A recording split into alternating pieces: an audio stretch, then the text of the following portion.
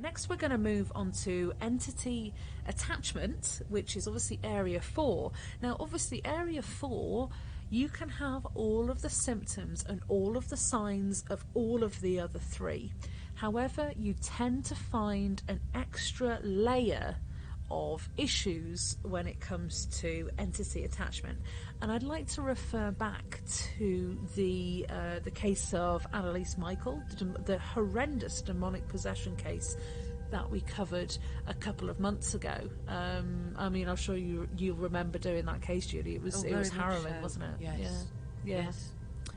Okay, Julie, could you run us through some of the extra signs or suggestions that perhaps you are having issues with an entity attachment rather than a physical person trying to affect you negatively? Yes, okay. Nightmares. Yes, they definitely. They would be very vivid. Mm-hmm. They would stop you from wanting to sleep. Yeah. Thus you're going to get insomnia. Yes, yeah.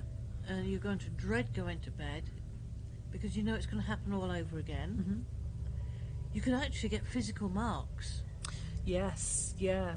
Again, and I mean, this can be seen time and time again when you see people go out and do these paranormal investigations, and they're coming back with, all scratched up. I mean, funnily, just refer you back to the Phantom Encounter page after we went to the Decontamination Hospital, RAF Harloxton, where we were actually chased out of this location, and we'd been there 5 times, and it was on this one occasion. But I actually came back that night with scratches all down my arm. There are photos on the Facebook page. Go and check it out because that was really crazy, wasn't it? So physical marks is a hell of a thing to encounter, and you feel so out of control. Yes. You don't feel like you have any control. No, at all. You weren't scratching. At no point did I see you scratch. No. And that you rolled your sleeve up and showed us the marks. And they weren't so much fingernail marks, there was too thick. It was weird. It wasn't was multiple scratches. Yeah.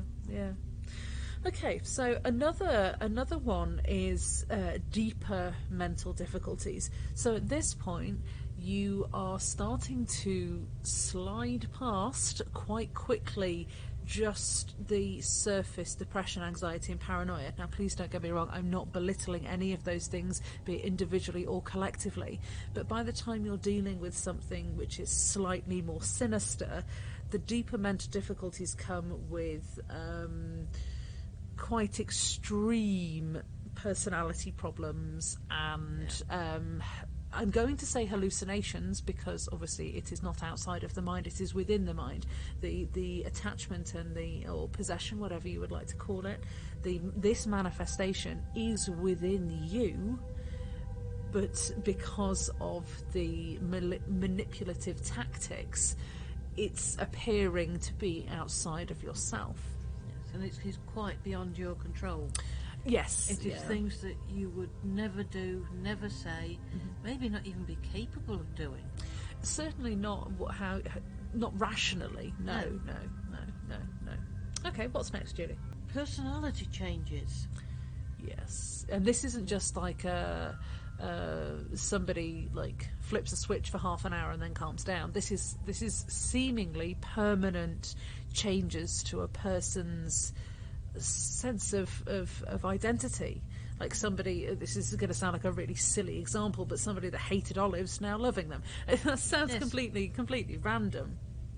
But to have something that completely changes that person's personality, their outlook on life, even. Yes. Yeah. What makes them happy. Yeah. Is now something that they don't like, they dread, and they've gone completely in the opposite direction. For no obvious reason. Another really good example of this is perhaps a person who is very socially liked, is just very sociable in general. They go out, they are always invited out by friends, they go and do lots of things. They're not a person that likes to be in the house, and all of a sudden they become bordering on unable to go out. Yeah. We're talking about that kind of level of extreme. Another one, again, runs hand in hand with this is destructive motives. somebody that all of a sudden is not working necessarily for the good of themselves or the group, but is actually working consciously to disrupt. They're working consciously to pull down what others are doing. So again, I think that runs hand in hand with the personality changes, but that is not something that was inherently built into that person historically. No. So it is seemingly a very illogical and irrational change that has occurred for seemingly no outward reason. Obviously, if somebody goes through a trauma, you would be able to look at that event and go, right, okay, that's what's triggered something for somebody psychologically. What we're talking about here is some kind of entity attachment or psychic attack that is causing much more extreme problems. Yes. And then lastly, what do we have, Julie? Extreme self-neglect or self-harm.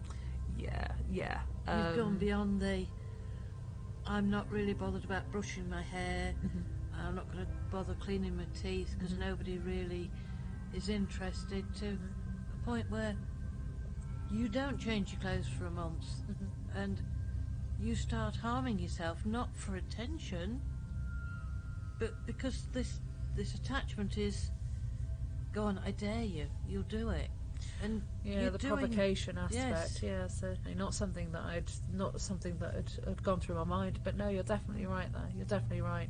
And obviously, there are people who get into very, very dark and difficult places, and they feel completely alone, and they feel like nobody would believe them, and it's very, very consuming.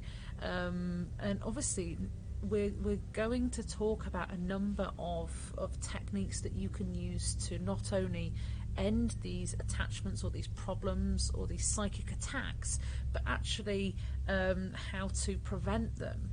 But what I would just like to say, and I know Julie will join me in saying this, is please, if you feel like you are in any kind of physical or mental danger, please go and seek help. Go and seek help from medical professionals. Any advice that we give is not in place of medical intervention.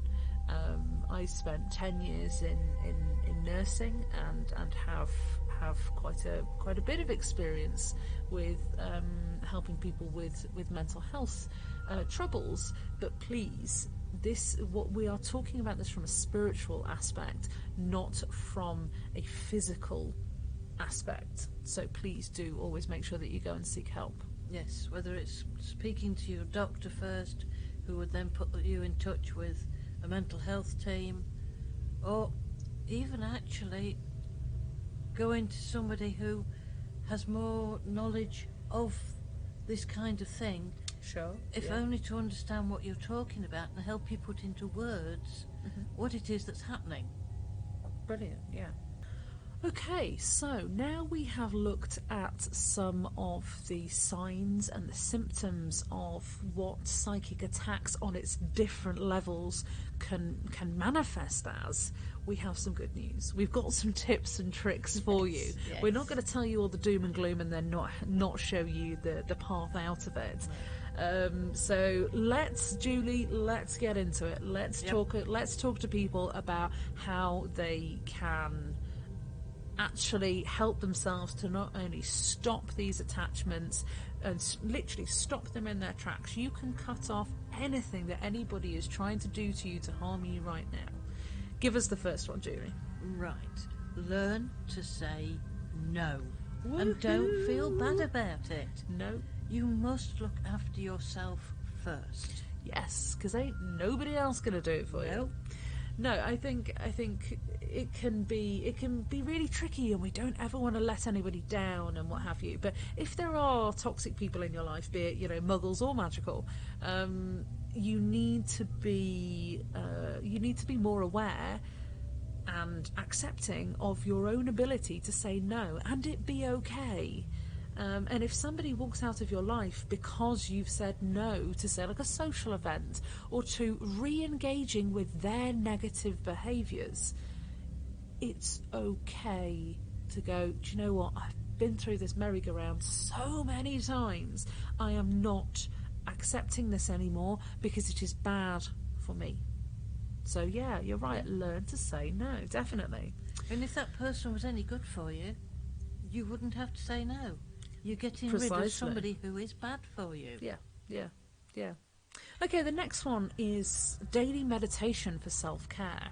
Now, this is more of a preventative technique rather than a way to sever an existing energetic cord. So when I say daily meditation for self-care, I don't mean focusing on getting rid of negativity.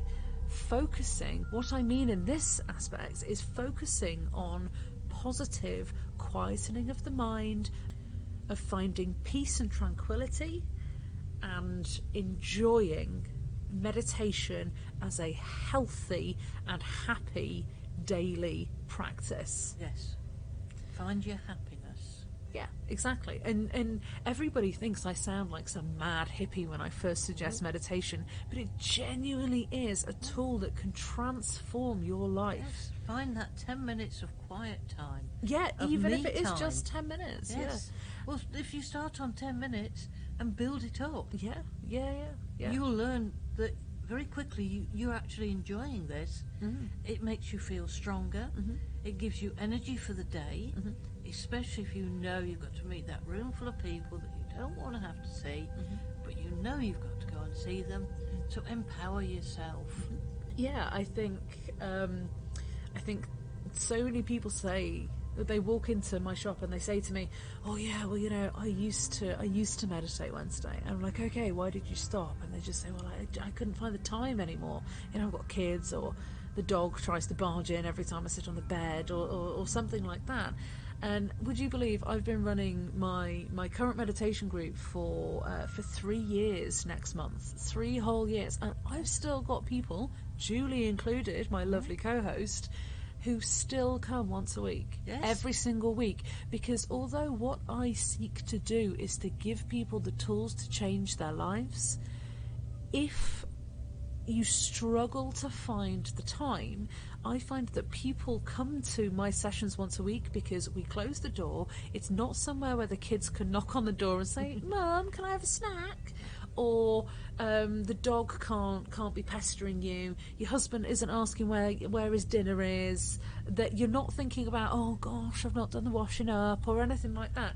It is a time completely, not only mentally but physically away from your regular surroundings, so you can switch off. And plus, you can close your eyes and I'll time it and you won't be late. It's one of the few places where I will relax sufficiently to close my eyes in front of people I don't know that well. Yeah, exactly. Because I feel that safe. Okay, so one of the next ones is, again, a preventative tool, is talismans. Now, talismans can come in a number of different forms. For example, I'm wearing one right now, which is a piece of jewellery. You could also do them as, say, sigils. Some people like to carry those either like in a pocket or in your purse or something like that. I guess it depends on what the sigil is for as to where and how you would carry it. I've even known people get them tattooed. Really? Yeah. Sigils that they've created themselves, which I think is a pretty epic idea, especially if it was from a psychic self-defense perspective. Yes, imagine having that tattooed on you. Yeah. I mean, for example, that's why so many people have pentagram tattoos, because it's a symbol of protection. Yes. I've got 2. Yeah. Yes, I've got 2 tattooed on me. So yeah, it follows you wherever you go. So it's handy. Another one that you guys might have heard of is Lucky Heather. The old gypsy tradition. Yes. And would you believe I've still got the first ever piece of Lucky Heather that a gypsy ever gave to me? Really? Yeah. And it's actually in this room right now. Yeah? Yeah. It was a pretty epic experience, definitely. Yeah. Okay, Julie, hit us with the next one. Visualization. Mirrors facing outward. Now, this is a way of deflecting the bad energies of other people, the bad thoughts, the sucking of your energy. No. You can do this right here, right now, today, and it will have an impact. You can put that up in seconds. Okay, explain to the people how they do it. Okay. You could be talking to somebody and you're thinking, I don't like this person. I feel like they're getting into me, that they're reading me. What you do is you visualise a mirror. And I can do it quite quickly, of mirrors unfolding all the way around me. Chunk, chunk, chunk, chunk, chunk, chunk, chunk. 360 degrees, yeah? Yeah, 360 degrees, like shutters going up. Yep. And the mirrors all face outward. Mm-hmm. So all their bad energy, all their trying to draw from me, gets reflected back at them. Yeah, that's a good one. I'm then safe. Mm-hmm. Yeah. I can still see and hear everything that's going on. Mm-hmm. But you've put that barrier safe. up, yeah. Yes. Yeah, sure. And that also, that's a really great one. That also leads into the next one as well. Using crystals. Now, I know a lot of you guys out there have got pockets full of rocks. I know you have. But crystals can be a really great, again, this is more of the preventative side rather than the dealing with it in the now. However, you can use it. And you can use various different crystals, as Julie and I were talking about earlier. A lot of grounding crystals, say like obsidian, jet, black tourmaline, which incidentally is used by a lot of healers to actually draw out the negativity that they have taken on from their clients. So it's like the self-help tool for healers. It's really handy, black tourmaline. But the one that I want to talk to you about is labradorite. Now, labradorite acts like a two-way mirror. So it does exactly what the visualization does, where it bounces back the negative energy that is being sent to you in whatever form, be it passive or direct. But what it also does is it creates that shield around you with mirrors facing inwards to actually boost the sense of self and to reinforce your own aura. Which I think is a really great thing. And you can meditate with this crystal. You can just carry it around in your pocket and it's an automatic thing. But yeah, I think those two in conjunction with each other are an absolutely fantastic psychic self-defense toolkit just by themselves. Yes, a single crystal piece of labradorite and that visualization. Yes. I think it's just wonderful, absolutely wonderful. Okay. Another visualization that you can use is a white light filling your aura. Again, that is exactly what it says on the tin. I don't think that really takes much explaining, does it? No, and you can do it in seconds. You can do it in seconds, and if you need to, excuse yourself off. Go to the restroom or what have you. You can do it in front of people if you want to, or you can just excuse yourself for a moment. Nip off and do this, and you will come back feeling stronger, definitely. And again, Yes. I challenge everybody, especially those people who are thinking we sound crazy right now, go and do it, go and try it. When you're in a stressful situation and you're feeling disempowered, excuse yourself, go and visualize your aura filling with white light and allow yourself to feed from that energy to recharge yourself. Then allow the vision to fade and go and re-engage with whatever the difficult situation was. I can guarantee you that you will feel a deeper sense of your inner compass Yes. than before, without question. Okay, what's the next one? Regular saging. Sure, okay. Tell people what they need to do for that. Well, sage is a herb that has been used for thousands of years, Definitely. and in some cultures still used very, very much. Yes, oh gosh. By the First Nation, they will use sage for almost anything, for blessings, for Yes. Yeah. a new birth, a death, wanting for something to happen or not to happen. They will always use sage. And what does sage do? Sage will clear energies. Yeah. It will clear bad energies. Yeah. It will basically clear out any energies from anything, person, or space. Yes. Yeah. I did see a really hilarious meme on Facebook that said, when you get sick from saging, it's because you are the bad thing. which I thought was quite funny. But yeah, no, it's a good one. Just doing it regularly. I mean, you don't have to sit there and huff the smoke. That would make anyone feel a bit nauseous. But certainly just having a regular ritual, be it, you know, once a week, once every 2 weeks. Yes. Crikey, if you're surrounded by really great people, do it once every 6 months. You will work out the frequency for you. If you've had somebody come to the house and they've left a bad energy behind, sage. Throw a sage bundle at them as they walk out of the door. Not a brick. Salt's also a good one for that. Yes. And not just witch's black salt. You could actually just, if somebody's really aggravating you, just throw salt in their eyes. They'll soon get the message and move on. But yeah. I can't think why that would work. Love and light, guys. Love and light. Okay, but back to the list. Another really serious one is taking regular ritual baths. Yes. Now that's not your normal bubble bath. Well, no, definitely not. I mean, you could use a physical bath for this. You could use a shower for this. It's just the act of consciously cleansing yourself of any of that excess energy or negativity that you are holding on to, be it consciously or subconsciously. Again, this comes down to the empathic thing as well.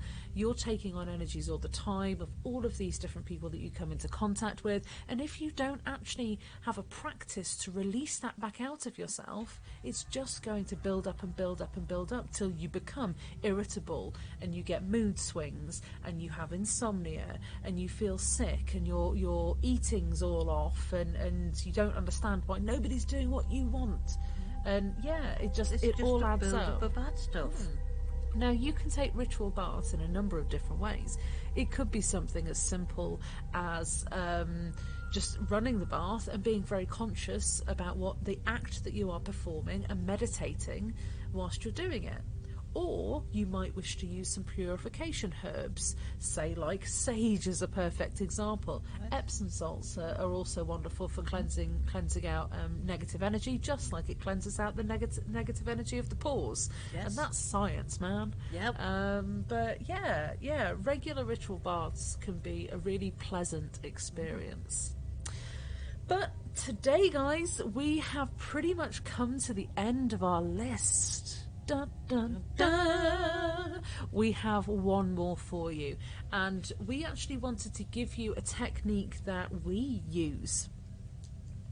We use a visualization, and I want to see some comments down below if you have ever heard of this before, and I'm genuinely hoping that you have, because I know that a lot of these, kooky spiritual teachers are setting people up on how to be psychic and how to open their channels, but are not telling them how to protect themselves. And I've come across this so many times, so I'm genuinely hoping that none of you guys have fallen into this trap. If you have, here's how to get yourself out of it.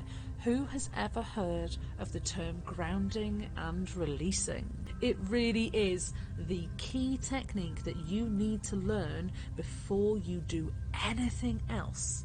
Before you pull out the Ouija boards, before you go out ghost hunting, before you practice any kind of psychic or spiritual development.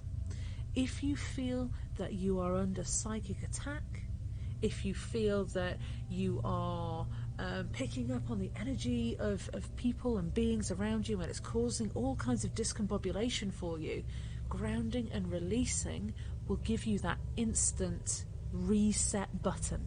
Yes. It resets everything for you. So the visualization is this. You can begin by sitting or laying in a nice comfortable position, and you want to just close your eyes and start by taking a few nice deep breaths in, breathing in through the nose and out through the mouth. And already you're going to start to feel relaxed. You are, I promise you. But as you are sitting or laying, you can begin to feel as if your feet are growing roots into the ground. Allow yourself to feel as if your feet are reaching down into the cool earth, okay? and you'll be able to feel eventually a warmth begin to travel up through your feet and through the bottom of your legs and into the position that you're resting in. You will begin to feel that you are quite relaxed and, yeah, feeling good. But the grounding and releasing comes now, once you've put down those roots. Take some nice deep breaths at this point, and you are going to visualize within yourself all of that conscious and unconscious negativity and excess energy, almost like a swirling energy within you. And then slowly but surely you'll start to feel a pulling sensation coming all the way down your body, through your legs, into your feet, and then allow it to pass down into the roots where it can go back into the earth. Because no energy is inherently good or bad. That is in the application of it, generally by humans. Yes. But no, not just by humans. I mean, when you see an animal go out and obtain its next meal, that's exactly the same practice. But energy is not inherently good or bad. That's in the person utilising it. So you can send that energy back into the earth and actually release yourself from all of that, all of those problems, all of those energetic bonds that have been created which are no longer serving you. You can rid yourself of that. And then, as all of the energy has been taken out through the roots, just sit quietly. Just sit quietly for as long as you have, as long as feels comfortable. Perhaps have a little nice music and maybe some essential oils in an oil burner nearby. Make it a nice experience for yourself. But I can promise you that grounding and releasing is, without question, the most important tool you can have in your magical toolkit. Isn't that right? It is indeed. I've done Tai Chi now for probably 14 years. Sure. And with Tai Chi, you do grounding and releasing. Yeah. And you feel energies fall through the floor. Mm-hmm. You feel the roots, and you feel good energy come back up and fill you with good energy. Yeah. So it's not just magical practice. Yeah. Many other things also use Although grounding and releasing. I have to interject here. I would argue the fact that doing Tai Chi is in itself a very magical act. I think, I genuinely, I've done it myself before, certainly not for 14 years. I admire Julie's commitment to that greatly, but yeah, no, I think Tai Chi, because it's about the movement of energy, is exactly the essence and the reality of magic, not the don't get me wrong, we all love Harry Potter, but it's not all swish and flick, or none of it's swish and flick. And I think breaking down that perception, especially with a lot of new people that are coming in and are trying to step into the world of witchcraft by buying all of their paperback books from the works, which are literally written by fly-by-night, by the seat of their pants. Nobody's that are just trying to make money. So please don't go and buy worthless books. And it's not going to happen the first time you try it. No. Everything needs practice. But certainly, if you put into action some or all of these techniques, you will be able to not only sever any problems that you have right now, to stop it right in its tracks, but also to prevent these problems from arising again. Practice makes perfect. Exactly. Those are wise words for us to end on today, Julie. Yeah. Practice makes perfect. Well, thank you ever so much, everybody, for joining us today. We really hope that you have enjoyed coming along for this ride with us. Yes, indeed. And it would be nice to hear any feedback from any of you. any questions that any of you have. Yeah, drop us some comments, any questions down below. Between the two of us, we've got quite a lot of experience in this field. Not giving away any ages, but No, definitely not. But thank you ever so much, guys. We hope to hear from you soon. We hope to be back again soon. We've been out on location filming again tonight, so we will be bringing you new episodes ASAP. But until the next time, my darlings, be good. Stay out of trouble. Don't do anything we wouldn't do. Leaves you open to most options, but just bear it in mind. But we genuinely hope that you have a wonderful day or night, whatever it is, wherever you are. Until the next time, my darlings, stay spooky. Bye. bye.